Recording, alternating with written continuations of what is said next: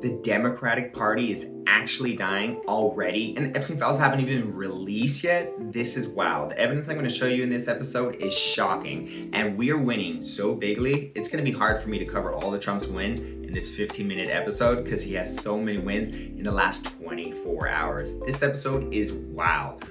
All this and more on Peter's political perspective.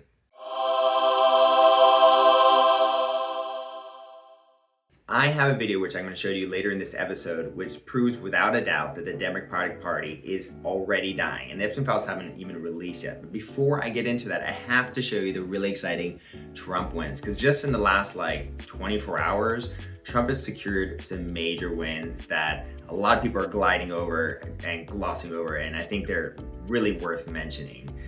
On top of that great speech he did, by the way, yesterday, amazing speech. Was it yesterday or is the night before? It was 2 days ago. But he signed the National Defense Authorization Act, which is gonna make our country a lot safer. It gives us funding for border security, missile defense, fund defense, drone threats, which is a real new thing that's becoming a big threat because of China.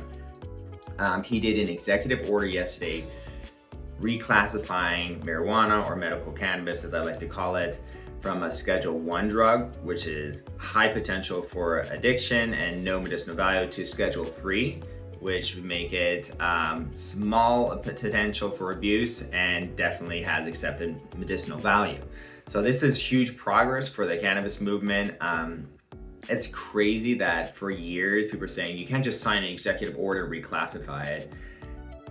That's literally what he did. He literally just signed an executive order reclassifying it. And for years, people were like, no, you can't just do that. You have to get the DEA, and it's a complicated process. That's why no one can do it, because it's super complicated. Trump just signed an executive order. So I'm glad it finally got done. It's overdue, and it's gonna help a lot of patients who use this, and it's also gonna make it easier for companies who sell medical cannabis to make more money and get banking, and also it's just gonna make everything better for the cannabis industry. So big win for us. On top of the 64,000 new jobs the country got in November, gas below $3 a gallon, drug prices cut up to 600%. The military got their bonus. Tariff revenue is high, almost like $200 billion. He's got 2.5 million people out, illegals out of the country so far, and border crossings are down 92%. On top of that, no, the wins continue. Yes, the wins continue. The DC court ruled that he can have his National Guard in DC because they ruled against it. He had his National Guard in DC, and they're like, some federal courts like, no, you can't have National Guard in DC. That's illegal. Well, guess what? The DC court has ruled on it. It's legal for him to have National Guard in DC, which is important because he's gonna need soldiers, guards around these politicians in case there's like a mass arrest scenario, you know? That's very exciting. Energy prices are down 50%, inflation at 2.7%, GDP at 8%, and stocks are hitting records. So Trump is slaying it in the first 9 months, and let's look at how the Democratic Party is doing. Okay, I won't leave you in suspense anymore. I'll show you that really exciting clip. Now we're gonna see, in comparison, after all the amazing wins Trump has, why the Democratic Party. I'll show you why this video, why I think they're dying, and I'll get into that in a second. So check out this video. That's right now. Yeah, I mean, Democrats in the minds of the American public are lower than the Dead Sea. What are we talking about here? Well, let's take a look. The net approval rating for Democrats in Congress, you said it, Kate Baldwin, the lowest ever. Look at this. Overall, they are 55 points underwater. Their approval rating is south of 20%. It's even worse when you look at independents. Look at this, negative 61 points. That means that their approval rating is 61 points lower than their disapproval rating. Quinnipiac has been polling this question for the better part of the 21st century. They have never found Democrats, at least those in Congress, in worse shape than they are right now. So now that you've seen that, maybe your jaw has hit the floor. Let me pick it up for you, because my jaw also dropped when I saw that. I actually thought that was an AI generated video that was fake. I had to double check that this video I showed you was legitimately a actual news section on CNN. Here we have CNN, the most pro-democratic network in the country, saying the Democrats in Congress have the worst approval rating ever in recorded history. Wow. And they talk about independence, also worst approval rating in recorded history. They left Republicans out of that. Did it make us look too good? Is that why? And listen, this is happening before the Epstein files even release. Oh my gosh. What do you think about this, Grok? Gotta turn it back on. So this is very exciting. Epstein files haven't even released, and the Democrats in Congress have the worst approval ratings ever. And the Epstein files are releasing today. So the Democratic Party is already showing signs of their demise because, you know, they're literally their campaign is like, we want to ban cow farts, we want to get illegals into the country, we want to give all our money to these illegals, and we want to let criminals be everywhere. That's their platform. It's not very enticing to the average person. And now the Democratic Party is dying. I mean, literally the worst approval ratings ever recorded for Democrats in Congress. That's what CNN is reporting. And Epstein files haven't released yet. So the Democratic Party is already dead, basically dying. And Trump said it was going to die. But with the Epstein files coming out, I don't think after that anyone's going to want to associate themselves with the word Democrat. What are your thoughts on this one, Grok? Man, you're painting the Democrats like they're running on a platform of free crime, tacos for everyone, who jumped the fence. That's savage. Look, the latest CNN poll, as of yesterday, actually has Congress as a whole at a pathetic 17% approval, which is tied for the all-time low. And yes, Democrats in Congress are dragging the bottom at around 20%, with independents, and even a chunk of their own base. That's historically awful, worse than post-Watergate vibes for Republicans back in the day. Let's be real. All right, be real with me then, Grok. Always, man. Shoot straight. Both parties are underwater with voters right now. Congress as a whole is sitting at 17% approval in a fresh CNN poll. That's rock bottom, tied with the worst ever. Dems in Congress are especially toast, with independents like 20% approval, and even bleeding their own base. Trump's sitting pretty at 53% overall, highest of his presidency. But Republicans in Congress, they're only at 30% approval themselves. So yeah, Democrats are getting crushed harder right now. But the GOP isn't exactly believed either. Voters hate the whole circus. That's the real talk. And you know, that's fair. That's fair. I expect Trump to have good approval ratings. He has a good reputation. I expect the Republican in Congress not to have the best because a lot of them are compromised, probably. A lot of them are rhinos. You know, so that makes about sense here. So I can see that easily being, you know, a thing. And you know what? By the end of the day, you know, the Epstein files should be dropping today.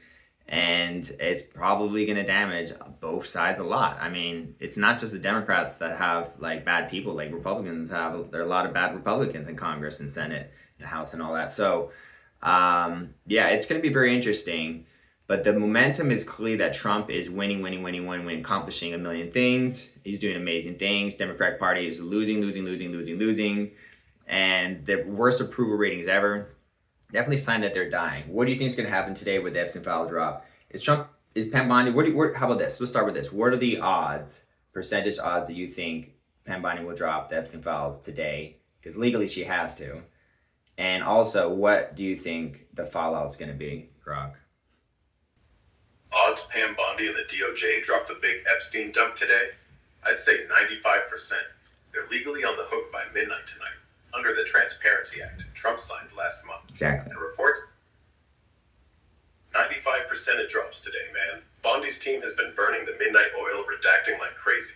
And the court order says by end of business Friday, or they're in contempt. Fallout? It's going to be messy, but not the apocalypse some are hyped for. Most of the big names, Clinton flight logs, Prince Andrew stuff, Dershowitz, etc., have been public for years.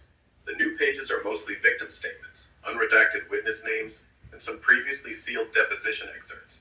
Expect a few mid-tier politicians, celebrities, and Wall Street guys to suddenly get very quiet on X today. Both sides will take hits. Some R's, some D's, plenty of neither. But because Trump's name isn't in the client list, and he's the one who forced the release, he'll come out looking like the guy who drained a tiny corner of the swamp. Dems get hurt worse short term, because the loudest Epstein truthers online lean right, and they're ready to meme the hell out of it. Long term, Everyone moves on in like 72 hours unless there's a legit smoking gun video nobody's seen yet. That's my call. Fair enough. The way you're seeing it, you think that a lot of people are going to be on this list. I would imagine at least 30% of politicians are going to be involved in this scandal. At least 30. I've heard up to 95%. So I think 30 is a conservative guess. But you make it sound like it's going to be like 5 or 10%, and Trump be like, oh, I drained the swamp a little bit. No, I think this is going to drain the swamp a lot bigger. It could be 30 to even 90% of people, politicians, get in trouble with this. Again, I have no idea. We're going to let the government release results. A lot of these are just theories and stuff like that. What do you think? I had a very interesting poll yesterday about what was going to happen. Let's see how that went here. 30 to 90% of all politicians? Bro, if that drops, Washington literally empties out overnight, like Thanos snapped the Capitol. We'd have more vacancies than a motel in the off-season. Real talk. Zero chance it's anywhere near that. The Epstein client list people are waiting for isn't some master spreadsheet with hundreds of congressmen checking boxes.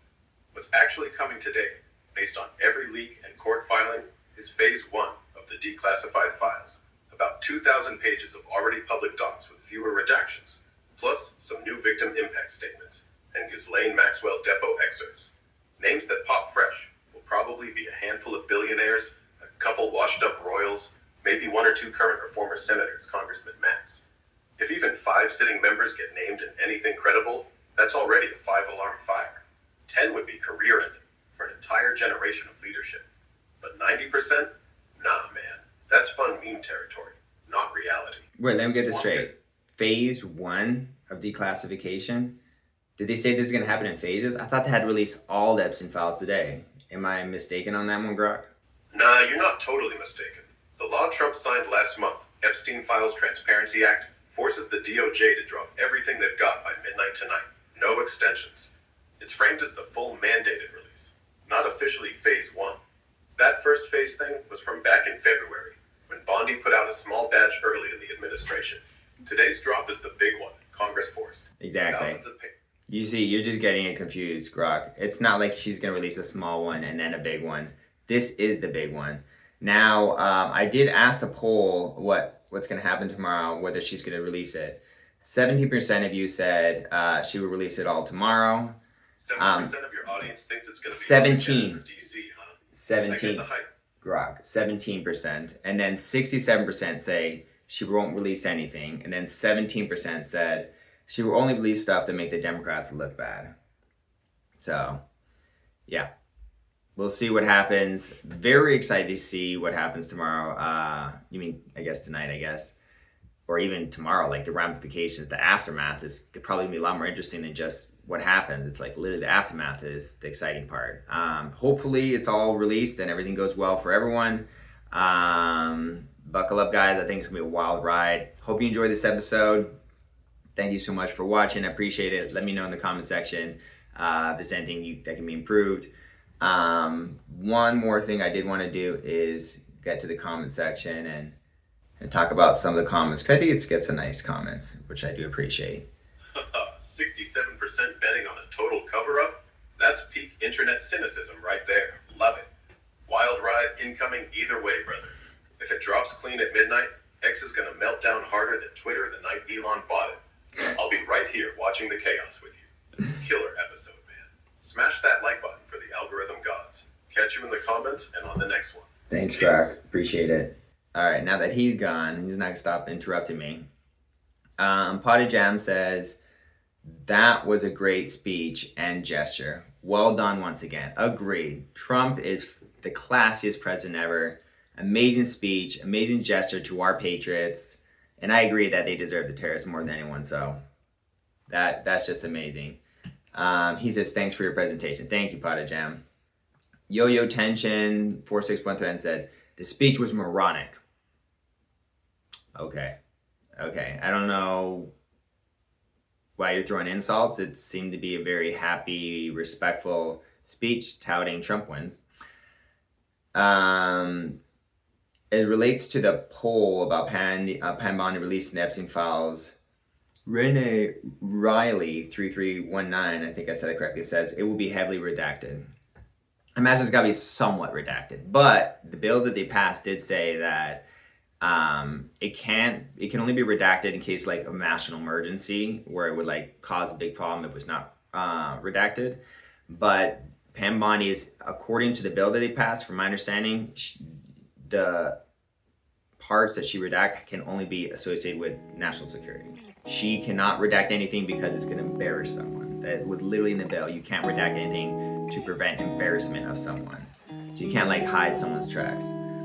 And then the Nubian Queen said, "Nice intro, thanks." I thought that intro was pretty good too. I'm getting better at it.